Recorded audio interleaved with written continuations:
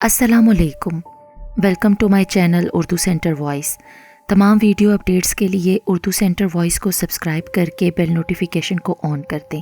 तो आइए सुनते हैं आज की वीडियो में नादीदा कुव्वतों से दोस्ती रखने वाली एक नाबीना लड़की और उसकी माँ की कहानी। अमावस की काली रातों में उसके रूप की चांदी और बालों का सुनहरापन रोशन रात की एक परछाई की तरह हत्तल वसी जगह घेरे रखता था। तवील चार दीवारी में मगरबी निफ्स मैदान की कदरे ऊंची जगह पर इर्द गिर्द की ज़मीनों से दौड़कर आ जाने वाले कुत्तों को जमा करके एक एक रोटी के चार चार टुकड़े करके खिलाना उसका पसंदीदा मशगला था। ऊंची उस टीलानुमा जगह पर नीचे सोए हुए अहले मकान घर के इस अनोखे मकीन को दूर से ही बनज़रे गायर देखते और चुपचाप लिहाफ डाल लेते। घर का दरवाज़ा उसके सोने तक खुला रहता था, वरना वो किसी को सोने नहीं देती थी। बसा औकात तो कुत्तों के गोल दरवाजे से घर में दाखिल होते और वो यूं खुश हो जाती जैसे इसे उन्हीं का इंतज़ार था। सितारों के काफले गिनते गिनते उसकी आंखें जब बोझल होने लगती तो अरीबा भी उसकी माँ को दूर से ही अदराक हो जाता कि अब वो सोना चाहती है। वो अकेली टीले की उस ऊंचाई का सफ़र करती और उसे नीचे उतार लाती। उसकी ज़िंदगी के गुजरे माहो साल का ये मुस्तकिल मामूल था। घर के तमाम अफराद उससे दूर दूर रहते थे। उसमें कोई तो ऐसी बात थी जो यहाँ मौजूद अफराद से उसको जुदा और नुमाया करती थी, लेकिन अरीबा बी के अलावा कोई उसे मुमताज़ और अहम नहीं कर जानता था। हाँ, उसकी ज़ात को लेकर एक खौफ सा ज़रूर सबके दिलों में बैठा हुआ था। सबके नज़दीक वो एक मखबूतुल हवास मगर अजीब व गरीब लड़की थी कि जिसे ना गर्मी का पता चलता था और ना सर्दी का पता चलता। अंधेरे में वो गोया रोशन रास्तों पर चलती भागती थी। वो जहाँ से गुजरती बाहर के चरवाहे अपने रेवड़ छोड़ देते और बच्चे बाले यूं भाग खड़े होते जैसे उसकी आंखों की मखमूर ख्वाबी से फूटती शुआएं उन्हें जला डालेंगी। रात के पहले पहर का इख्तिताम था। उसने उस वसी अहाते में फैले उस ऊंचे टीले से नीचे निगाह की। घर के मकीन नीचे सहन में डाली गई चारपाइयों पर सोए दुनिया और माफिया से बेखबर हो चुके थे। गर्दिश करते चांद ने उस रात अपना वजूद नजर न आने की हद तक मदगम कर रखा था। सन्नाटा घूर अंधेरे में हर किस्म की आवाज से आ रही था। उसने अपने हाथ से जैसे सामने खड़े नादीदा वजूद को दूर हट जाने का इशारा किया और दुआ के लिए हाथ उठाए थे। अभी उसके इशारा करने से पहले अंधेरी उस फिजा में आसेब होंक रहे थे। जैसे ही उसने हाथ उठाए, गुमसुम उदास चांद जैसे खिलखिला उठा। चांदनी के अबशार चारों सिमत बह उठे। फिर अचानक एक बार फिर चांद जैसे कहीं रूपोश हो गया था और बादलों के खुले बादबान ऊपरी खलाओं के उस मध्यम उजाले में फड़फड़ाने लगे। बिजली की तजल्ली ने 2 लम्हों की देर तक जमीन को मुकम्मल रोशन किए रखा। नीचे सोए मकीनों में हलचल हुई। अरीबा भी जाग रही थीं। उन्होंने आसमान की तरफ निगाह की। घनघोर घटाओं से अटे आसमान में चांद का वजूद कम हो रहा था और सितारे छुप गए थे।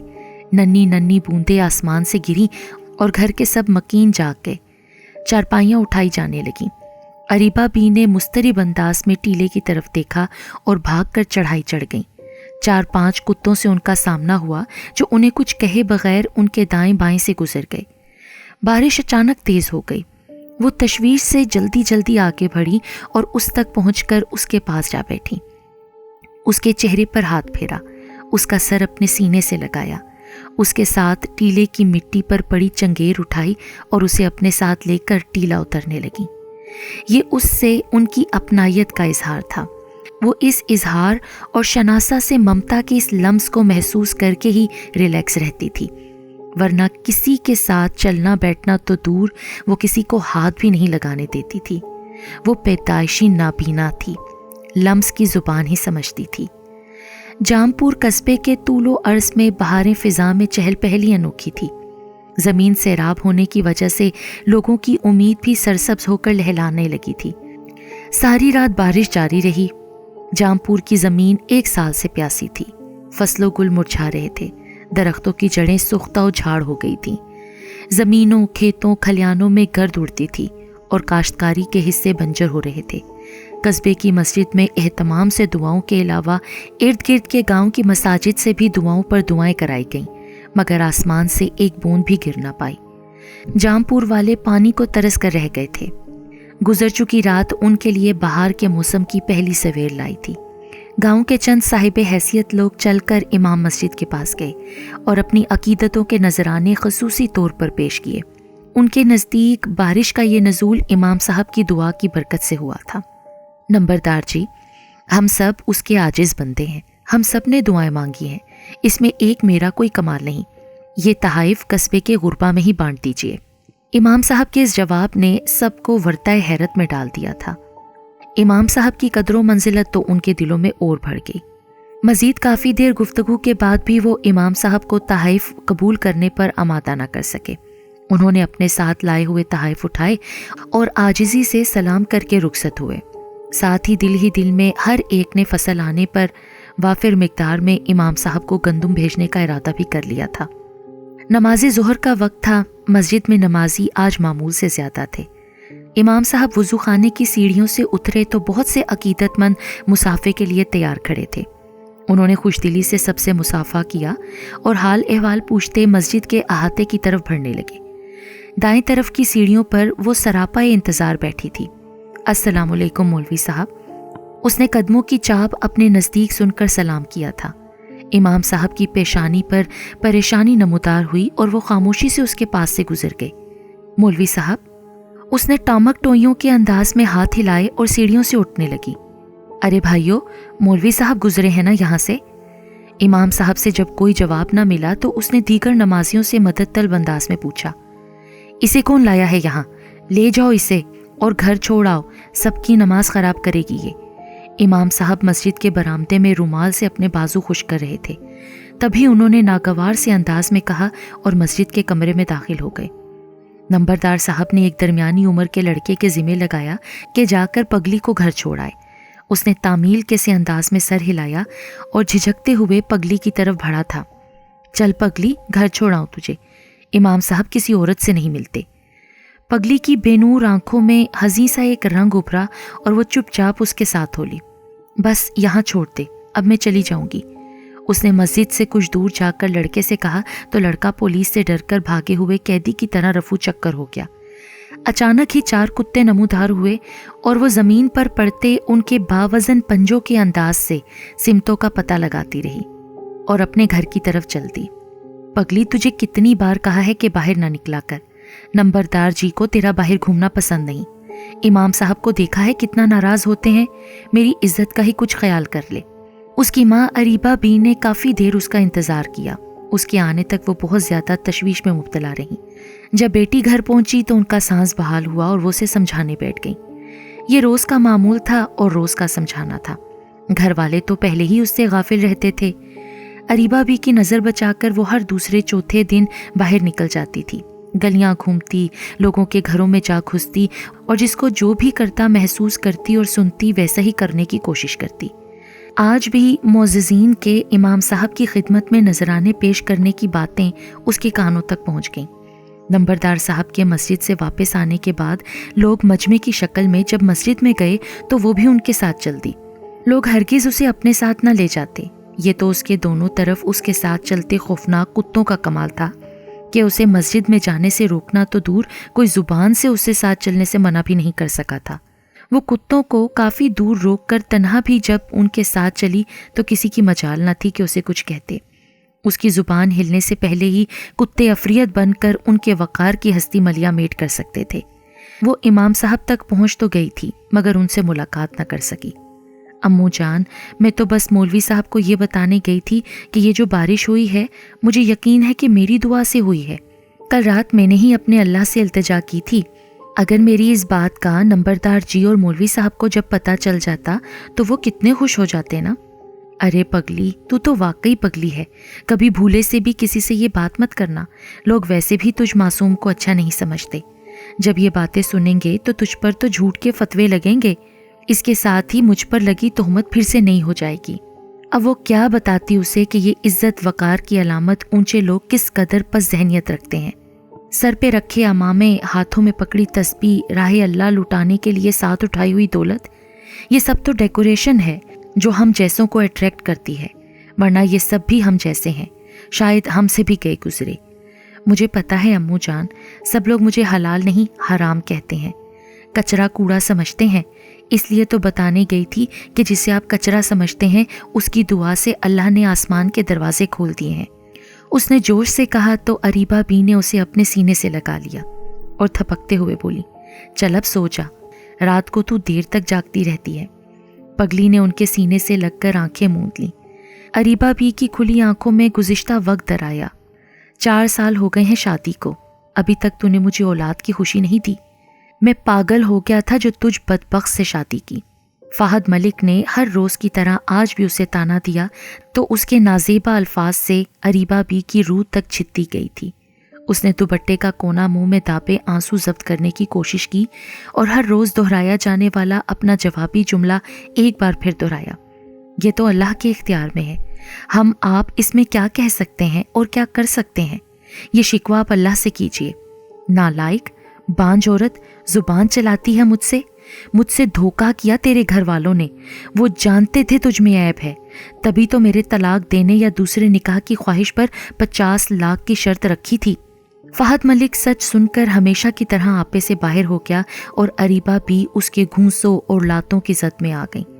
چپ چاپ مار کھاتی رہیں مگر بولیں کچھ بھی نہیں، جوابی مزاحمت بھی نہیں کی۔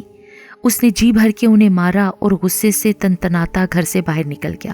فہد ملک کا شمار جام پور قصبے کے درمیانی طبقے کے لوگوں میں ہوتا تھا۔ اس کی خواہشات کے دائرے میں موت کا تصور نہیں تھا۔ دولت جمع کرنے کی دھن اس کے سر پر سوار تھی۔ یہ اور بات تھی کہ اپنی تمام تر کوششوں کے باوجود وہ اپنی حیثیت کی لکیر پار نہیں کر سکا تھا۔ دولت کے حصول کے لیے وہ ہمیشہ شارٹ کٹ چلتا تھا، بغیر محنت کے سب کچھ حاصل کر لینا چاہتا تھا۔ پرچیوں پر جوا کھیلنے کی لت جب سے پڑی تھی، وہ سارا دن کمانے کے بعد بھی اکثر خالی جیب گھر آتا تھا۔ اس کی ذہنی ٹینشن روز بروز بڑھتی جا رہی تھی۔ حرام مال نے اس کا ذہنی سکون ختم کر دیا تھا، اس کے دل پر مہر لگ گئی تھی۔ یہی وجہ تھی کہ وہ رشتوں کا احترام بھول گیا تھا، سرے عام اپنی ماں بہن کو گالیاں دیتا، بات بات پر اریبہ بی کی شامت آ جاتی۔ وہ روز اریبہ بی پر کسی نہ کسی بات پر ہاتھ اٹھاتا۔ اریبہ بھی پاکیزہ تھی، وہ فہد ملک جیسے خبیث شخص کے لیے نہیں تھی۔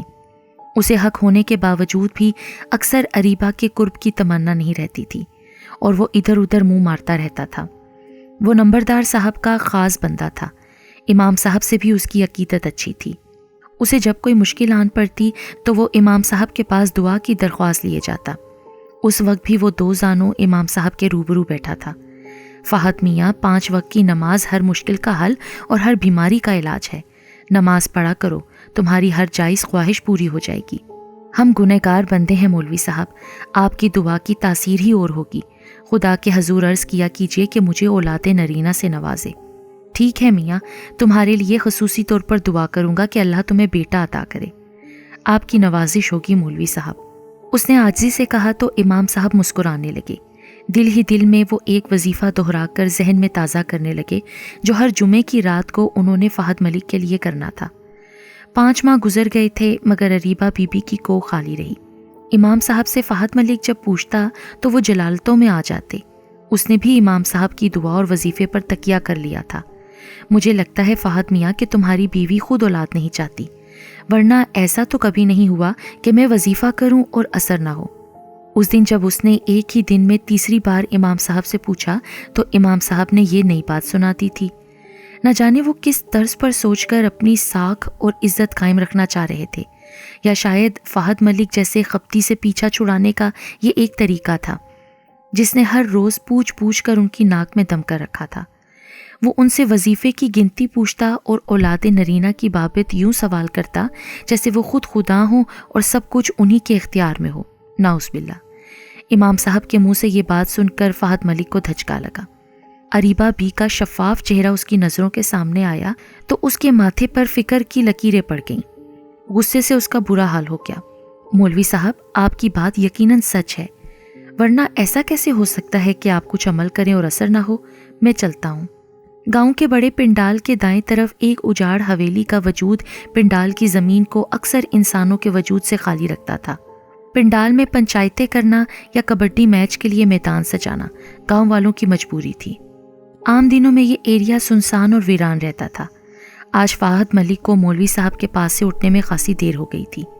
घर जाते हुए पिंडाल की बीचों बीच जब वो पहुंचा तो कुदरती तौर पर उस जगह के भारीपन से पैदाशुदा खौफ से सहमी उसकी नज़रें अचानक ठिठक सी गईं। अंधेरी उजाड़ हवेली में हल्की सी रोशनी टिमटिमा रही थी। आज ना तो किसी घर में शादी थी, ना किसी बच्चे का अकीका, कोई त्यौहार भी नहीं था, एक आम सा दिन था, मगर हवेली में नजर आती जर्द रोशनी उसके लिए हैरत का बाइस थी। हवेली के दाखिली मदारिज की सबसे ऊंची सीढ़ी पर बने दालान में एक दिया रखा था। उसने आंखों देखे इस मंजर को अपना वहम ख्याल किया। जल्दी जल्दी आगे की तरफ कदम बढ़ा दिए, मगर कुछ कदम चलने के बाद वो दहशत से थम गया। उसे एक बारोब आवाज सुनाई दी, रुक जा बालक। वो दहशत से कपकपाने लगा। एक हाथ ने आहिस्ता से उसके कंधे को सहलाया।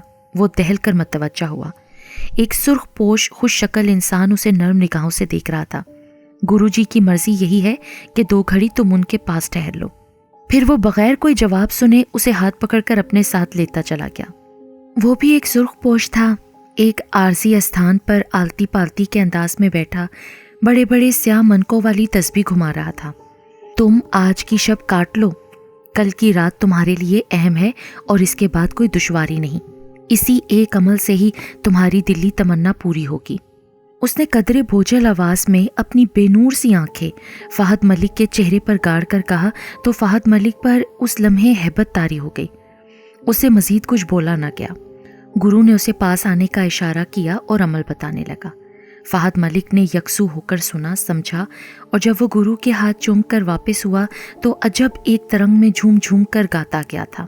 औलादे नरीना की ख्वाहिश का इजहार तो उसने गुरु से नहीं किया था, मगर उसे पहले से ही मालूम था। यही बात गुरु पर उसके यकीन को मजबूत कर रही थी। वो शैतानियत के जाल में फंस चुका था।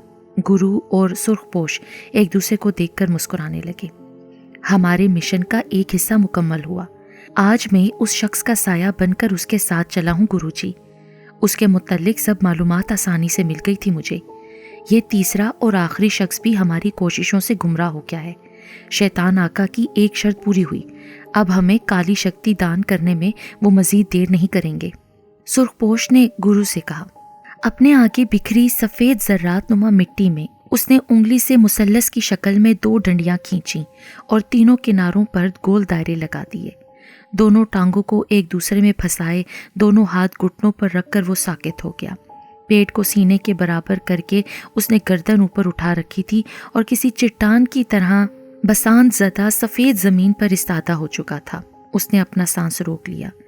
तकरीबन 1 मिनट के वक्फे के बाद उसने तवील सांस खारिज किया और मुसल्लस के पहले दायरे पर सजदा रेस हुआ। काफ़ी देर वो सजदे में बेजान पड़ा रहा। उसे लगा जैसे वो जानकुनी के तकलीफ दह मराहिल से गुजर रहा हो। उसका बदन लरसने लगा। तशन्नुज किसी कैफियत में उसका सांस गले की सुरंग में मचल मचल सा जाता था। एकदम से उसके मुंह से होका खारिज हुआ और वो उछलकर सीधा हो बैठा। अब एक बार फिर वो पहली हालत में था, साकित जामिद पत्थर सा होकर, मगर फिजा अब साकित न रही थी। हवाओं ने खूब शोर मचाया।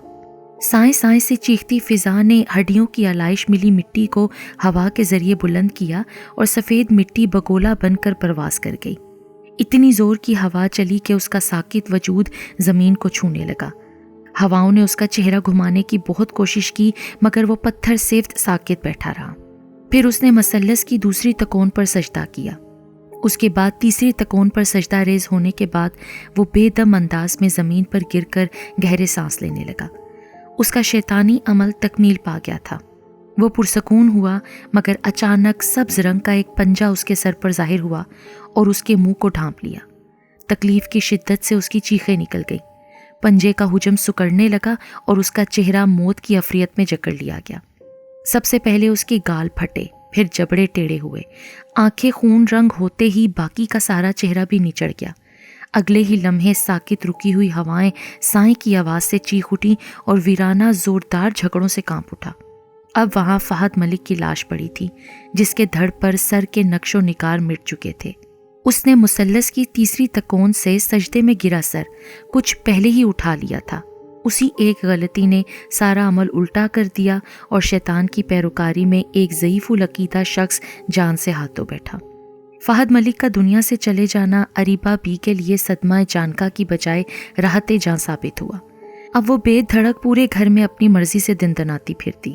فہد ملک کی موت کے ٹھیک 9 ماہ بعد جب نوشابہ نے دنیا میں آنکھ کھولی تو لوگوں کے عجیب و غریب سوالوں سے اریبہ بی پر ایک بار پھر خزاں کا موسم لوٹ آیا۔ سب جانتے تھے کہ فہد ملک اولاد کی خوشی پانے کے لیے ڈاکٹروں حکیموں کے چکر لگاتا رہتا تھا۔ وہ ایک مکمل بانجھ شخص تھا، مگر اپنی طاقت اور روب سے یہ بات چھپانے میں کافی تگودو سے کام لیا کرتا تھا۔ مگر بات جو واضح اور ظاہر ہو وہ چھپتی کہاں ہے؟ اس کا مرنا بھی اسی کوشش میں تھا۔ لہٰذا یہ بات مہر بلب ہو چکی تھی کہ فہد ملک میں اولاد پیدا کرنے کی صلاحیت موجود نہیں تھی۔ اب جب اس کی وفات کے 9 ماہ بعد نوشابہ پیدا ہوئی تو لوگوں نے اسے تسلیم نہ کیا۔ بنجر علاقوں میں زمینیں سیراب نہیں ہوا کرتی، مگر قدرت کا کھیل تو لمحوں کی بساط پر کوئی بھی بازی دکھا سکتا ہے۔ نوشابہ فہد ملک کی ہی اولاد تھی، مگر سب نے اریبہ بی کا دامن تہمتوں سے بھر دیا۔ نمبردار صاحب اور امام صاحب تو اس معاملے میں پیش تھے۔ وہ تو انہیں سنسار کرنے کا بھی مشورہ دے چکے تھے، مگر ثبوت پختہ نہ ہونے پر وہ اپنی بات کو تسلیم نہ کروا سکے۔ اریبہ بی کے آسودہ سراپے میں تہمت کا زہر اتر گیا اور ان کی کچھ عرصے تک چمکتی آنکھیں ایک بار پھر ویران ہو گئیں۔ بعض اوقات تو ان کی آنکھوں میں ایک ایسی چمک پیدا ہوتی تھی کہ جیسے اپنی آنکھوں کے ذریعے ہی وہ سامنے والے کو پاش پاش کر دیں گی۔ فہد ملک ان کا تایا ذات تھا، ایک ہی گھر میں سب رہتے تھے، لہٰذا عدت کے بعد بھی وہ اپنے گھر میں ہی رہیں اور نوشابہ کی پرورش ہوتی رہی۔ مشتاق ڈھابے والے کے پاس سفید چمکتی یہ کار رکی تو ڈھابے پر موجود چائے پانی سے شغل کرتے لوگ چونک کر اس کی طرف دیکھنے لگے۔ کار کا دروازہ کھلا اور سفید رنگ کا امامہ باندھے ایک خوبصورت اور پروجاہت چہرہ طلوع ہوا۔ یہ صوبان تھے، گاؤں کی اکلوتی مسجد کے پیش امام کے با عمل و با شراب بیٹے، جنہیں انہوں نے درس نظامی کی تکمیل کے لیے کراچی بھیجا تھا۔ آج پورے 8 سال بعد ان کی گاؤں واپسی ہوئی تھی۔ وہاں موجود عمر رسیدہ لوگوں نے دیکھتے ہی انہیں پہچان لیا اور سب کچھ چھوڑ چھاڑ کر اس طرف لپک پڑے جس طرف امام صاحب دونوں بازو وا کیے لپکے تھے۔ صوبان اپنے باپ سے بہت احترام سے ملا، اس کے ساتھ ہی باقی کے لوگوں سے بھی۔ عقیدت مندوں سے ملتے ہوئے صوبان کی نظر اچانک جیسے بھٹک سی گئی تھی، چہرے پر ایک دم سے سنجیدگی طاری ہو گئی۔ صوبان کی نظر میں ارد گرد جیسے دھند لا گیا۔ وہاں ایک منظر کی موجودگی سے ان کی نظروں میں جیسے کائنات کی ہر شے کی نفی ہو گئی تھی۔ روشن پیشانی، تیکھی ناک، سفید دوپٹے میں ڈھکے سر والی اس لڑکی کا چہرہ بھلے پسینے میں تر اور گرد و غبار سے آلودہ تھا، مگر ان کی ذہن کی ہر پرت پر خدا ایک نام اس چہرے کی شناخت کے طور پر دھڑکتے دل سے زبان تک کا سفر کرایا تھا اور ان کے لب بے آواز پکار اٹھے، اریبہ چلو بیٹا۔ مولوی صاحب نے ان کی گہری توجہ میں خلل ڈالا تو وہ بھی سینے میں رکا ہوا سانس خارج کرتے ہوئے ان کے ساتھ ہو لیے، مگر گھر پہنچنے تک اریبہ بی سے مشابہ چہرہ ان کی نظروں کے سامنے گردش کرتا رہا تھا۔ اریبہ صوبان کے لیے وہ پرشوق دید رہی تھی کہ رحمان کی قدرت میں یکتا جو چیز نظر آنے والی ہو، مگر نہ جانے کیوں جب اریبہ کی طرف ان کی نظر جاتی تو ان کی آنکھوں میں کائنات کے سب نظاروں کی نفی ہو جاتی تھی۔ ان کے حواس میں اریبہ نام کا احساس بس چکا تھا۔ وہ بارہا اپنے آپ سے پوچھتے، یہ کس نگر کی شہزادی ہے؟ اس کے پاؤں میں پائل نہ جانے کیوں گھائل ہے؟ یہ کیسی سسکیاں ہیں؟ اس کے سندولی پاؤں اور انگ انگ کی جنبش سے لپٹی ہیں۔ آنکھوں میں روشنی، کانوں میں آواز، پتھر کے صنم جیسے انسان میں کتنی عجیب لگتی ہیں۔ اس کا ہر احساس مر چکا ہے، مگر پھر بھی نہ جانے کیوں ہر جگہ محسوس ہوتی ہے۔ یہ اداس لڑکی، یہ لکھو ماری۔ بیٹا تمہیں کچھ اندازہ بھی ہے تم کیا کر رہے ہو؟ جانتے بھی ہو کہ گاؤں میں کیا مقام ہے ہمارا؟ اس عورت کا سب سے پہلا اور بڑا مخالف میں خود ہوں، کیسے میں اس عورت کے ساتھ تمہارا نکاح کر دوں؟ صوبان نے گھر پہنچتے ہی راستے میں سفید دوپٹے میں گرد آلود چہرہ لپیٹے کھڑی اریبہ کی ہم شکل نوشابہ کے متعلق ہونے والی ذہنی خدبت کے متعلق امام صاحب سے معلوم کیا تو کچھ دیر بعد اپنی خواہش کا اظہار کر دیا کہ وہ اریبہ بی سے نکاح کرنا چاہتا ہے۔ امام صاحب کی حیرت کی انتہا نہ رہی۔ ابا جان، وہ متہم ضرور ہے مگر گنہگار نہیں ہے۔ اس پر تہمت لگانے والوں کا منہ تو آپ نے بند کیا نہیں، اب مجھے عمل کے ذریعے ہی ان کا منہ بند کرنے دیں۔ اریبہ پر یہ تہمت ناجائز ہے۔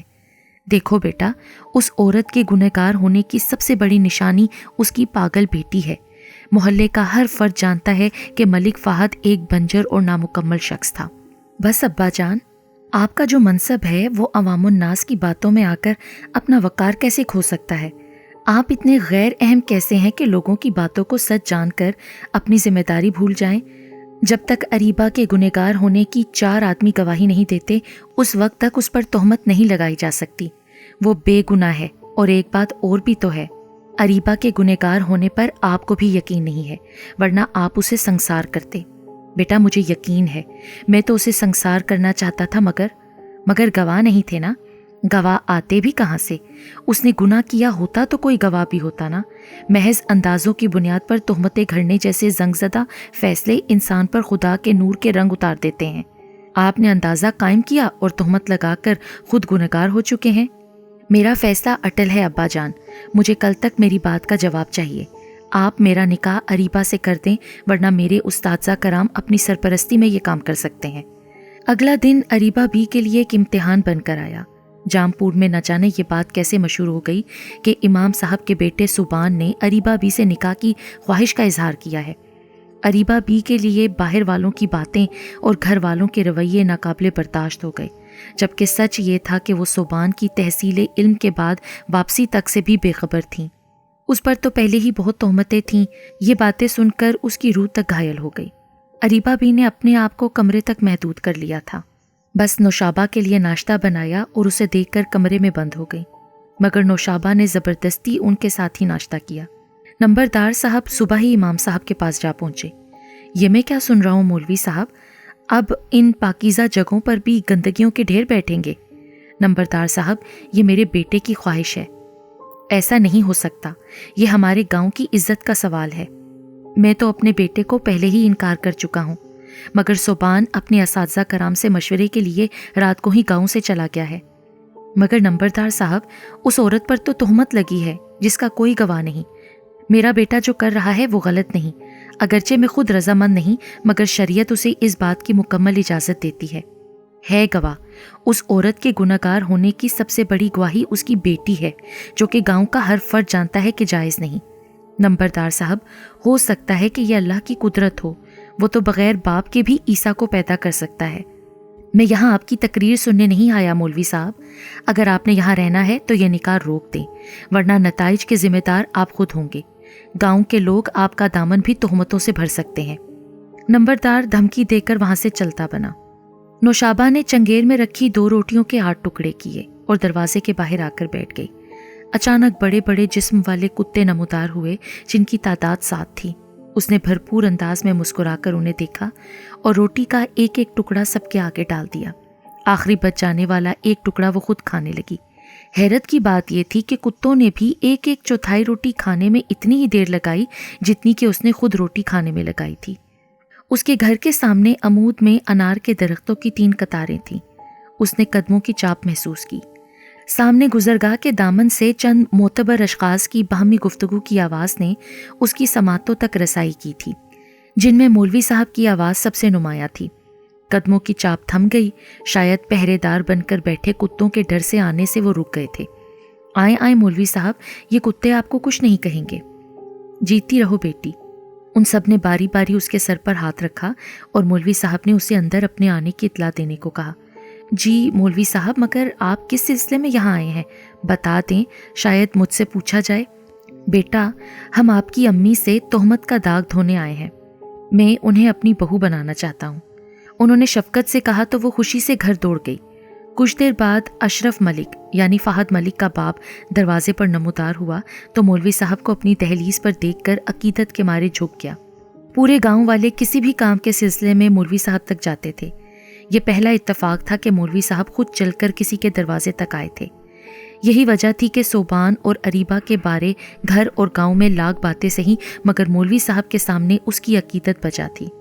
सोबान, मौलवी साहब और सोबान के 4 उस्ताद कराम अशरफ मलिक की मैयत में अंदर दाखिल हुए और फिर जब ठीक 1.5 घंटे बाद निकले तो अरीबा भी दुल्हन के रूप में उनके साथ थीं। नौशाबा के चेहरे पर मुसर्रत की चांदनी फैली थी। अव्वल तो इस रिश्ते पर किसी को कोई ख़ास एतराज़ नहीं हुआ था। किसी ने अगर कुछ कहने की कोशिश भी की तो कमरे में ही खड़ी नौशाबा के गिर्द मंडलाते कुत्तों के नादीदा वजूद एकदम से उसे नजर आने लगे थे और नौशाबा की बेनूर आंखों से बरसते शरारे उन्हें किसी भी एतराज़ का मौका नहीं दे रहे थे। सब कुछ बहुस्न खूबी अंजाम पा गया।